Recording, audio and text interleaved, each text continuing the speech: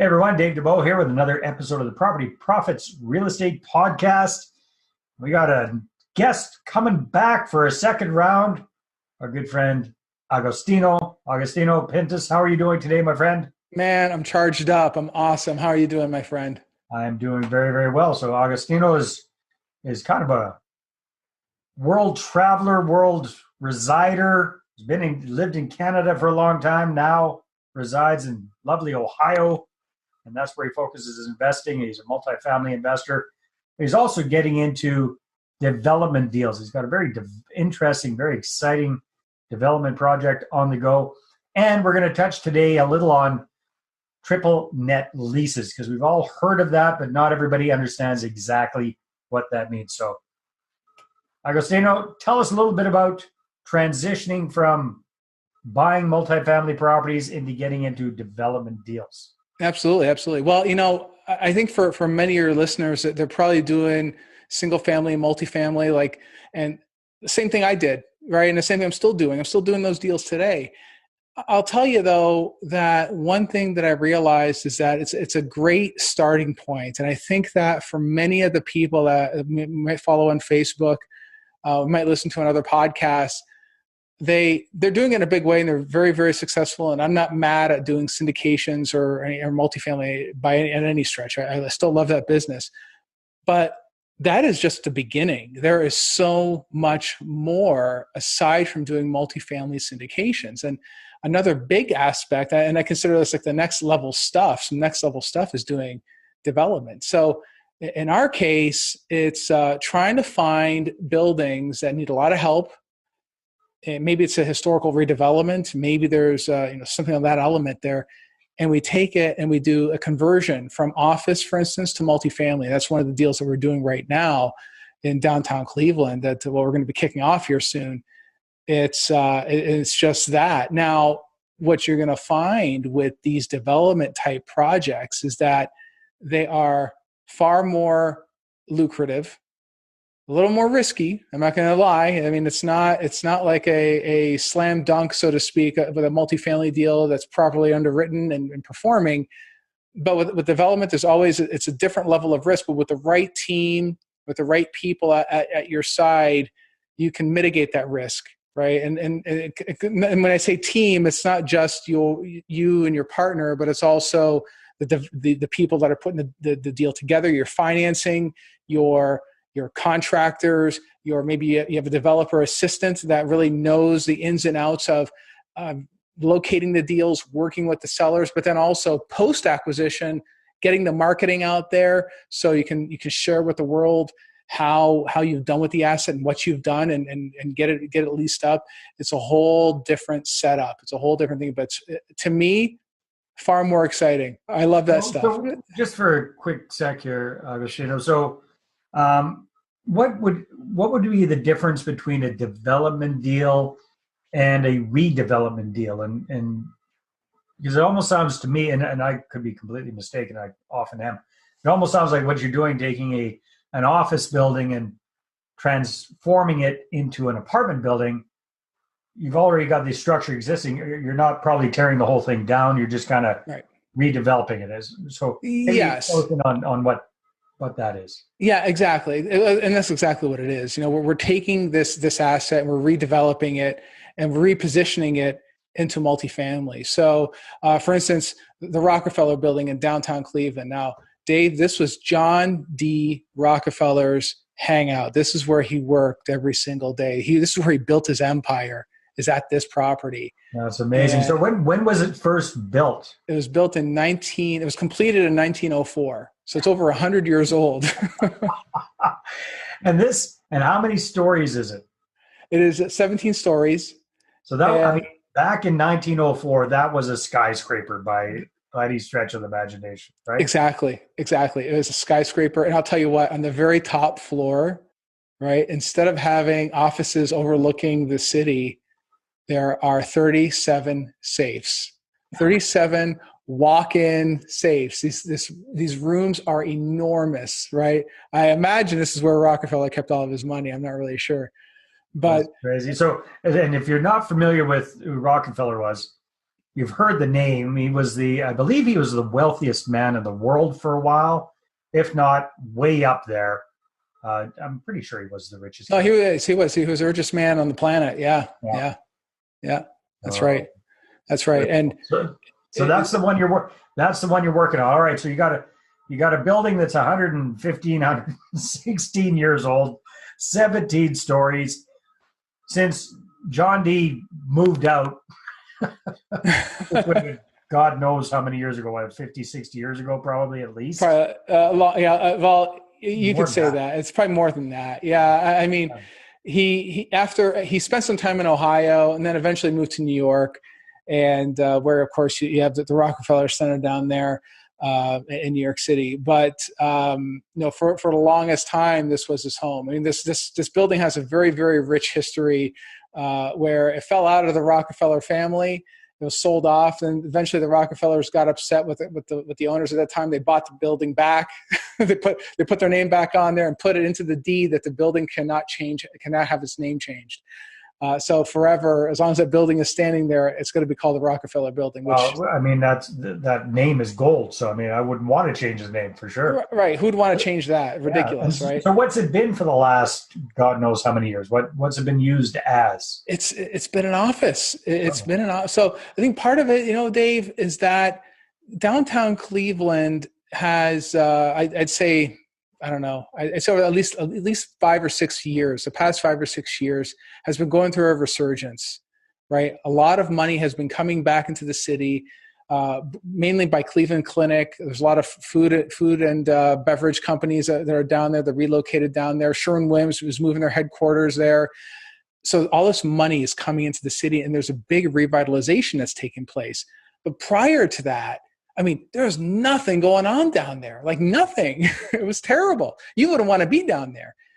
And so the current owners, they bought this property a very long time ago, 50, 60 years ago. They've owned this property, and they just sat on it. It's leased out it's leased out primarily as office, but it's only 50% occupied. So. But it's, if you can imagine what a rich history that this place has, it's just, it's amazing, just amazing property. Yeah. So I know it's kind of early on, but what is your vision for this property? Because I've got an image in my head of a 17-story, 100-some-year-old office building.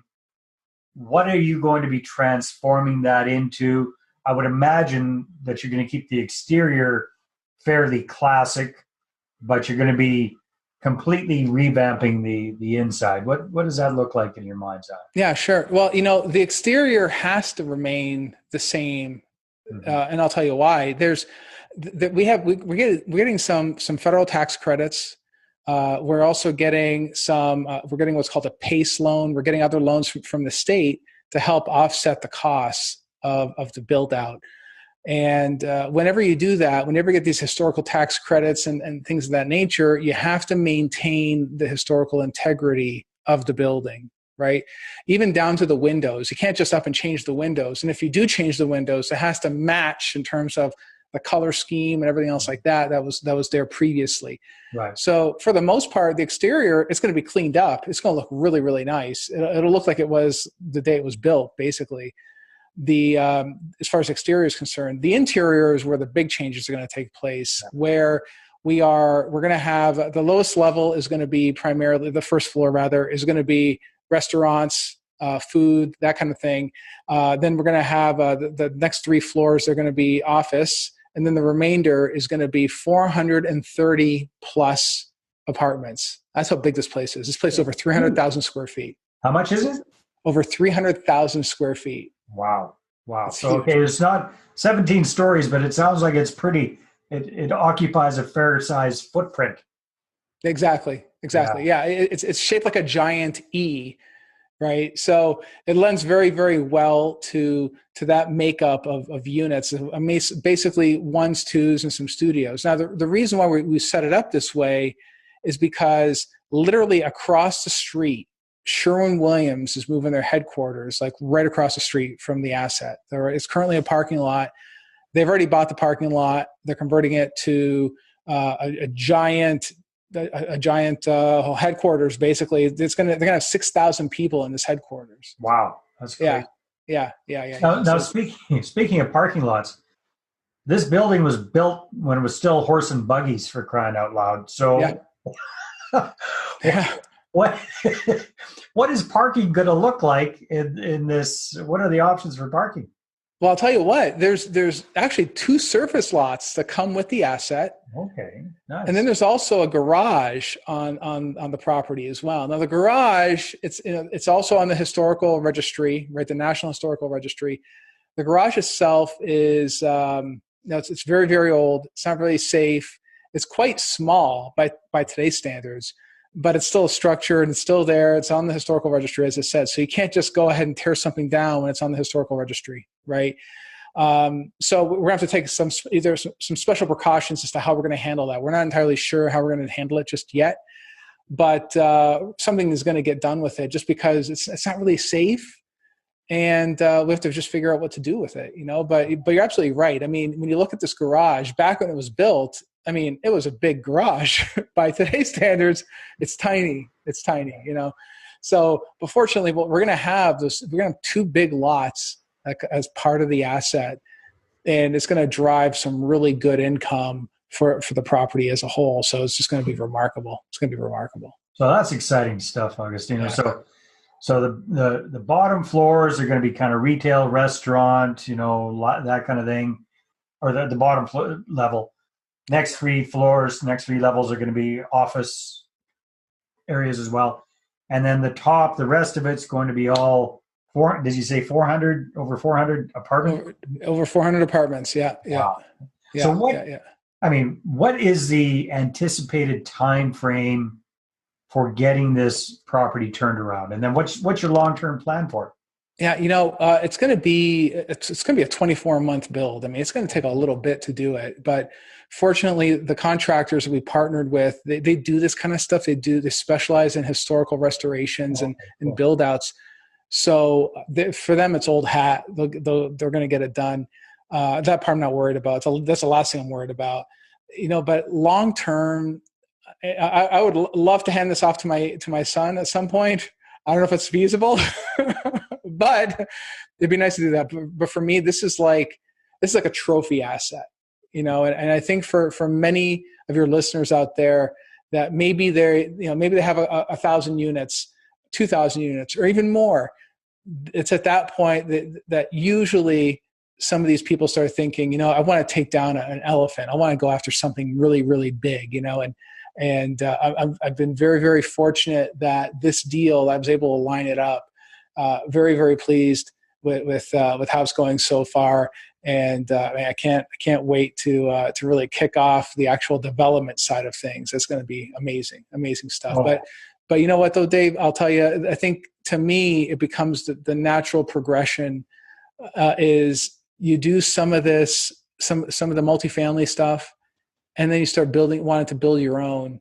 I found that for many of the more successful guys out there, that's what they're doing. I mean, there's exceptions, like Grant Cardone, for instance. He doesn't do any of that stuff. He only buys A-class assets. He's playing a very different game. And of course, the big hedge fund people, they don't really do that stuff. But I'm saying some of the people here, even here locally, they might have 10,000 units, but a large portion of that they either redeveloped or they did some ground-up development, right? Mm-hmm. But development is certainly a key aspect, it seems, for many of these people that get into multifamily and after they're doing it for a while. It's kind of like a next level, right? Yeah, no, that makes sense. Agostino, time flies when we're having fun. We were going to talk a little bit about triple net leases and all that kind of stuff, but we aren't going to have time for that on this interview. But, I'm sure you have piqued the curiosity of a lot of our listeners. If people want to find out more about you and perhaps reach out to you, I believe you offer some training and coaching and that sort of stuff as well around multifamily investing. That's right. Tell us a little bit about that and how people can reach out to you. Yeah, I mean, we do coaching on multifamily and it's, to me, I always try to do things as comprehensive as I possibly can. That's just how I do things. And I always put out good stuff. At least I like to think so anyway. So we have an online course that we do. And as I said, very, very comprehensive. You go through that, you can pretty much be ready for just about anything. Then we also do a live course as well, one-on-one even is available too. So, but if anybody wants to reach out, bulletproofcashflow.com is the best way to go. It's on the website. You can also hit me up on Facebook, hit me up on Instagram, DM me. I love hearing from people, and I always get back to you. So it's just one of those things. I love hearing from people. Awesome. Well, my friend, congratulations on this jewel in your crown. I am super excited for you. I can't wait to see how this turns out. So we'll definitely have to interview you with some visuals before, during, and after type pictures of this whole process, because I just can't wait to see how it turns out. Man, I can't wait to see it either. That's exciting stuff. Awesome. Well, thank you very much. I always appreciate it. All right. Thank you. All the best with your ventures. Awesome. Thank you. Thank you. All right, everybody. That's it for this episode. Stay tuned for the next one. Take care. Bye-bye. Well, hey there. Thanks for tuning into the Property Profits Podcast. If you like this episode, that's great. Please go ahead and subscribe on iTunes. Give us a good review. That'd be awesome. I appreciate that. And if you're looking to attract investors and raise capital for your deals, then I'm going to invite you to get a complimentary copy of my newest book, right back there. There it is. The Money Partner Formula. You can get a PDF version at investorattractionbook.com. Again, investorattractionbook.com. Take care.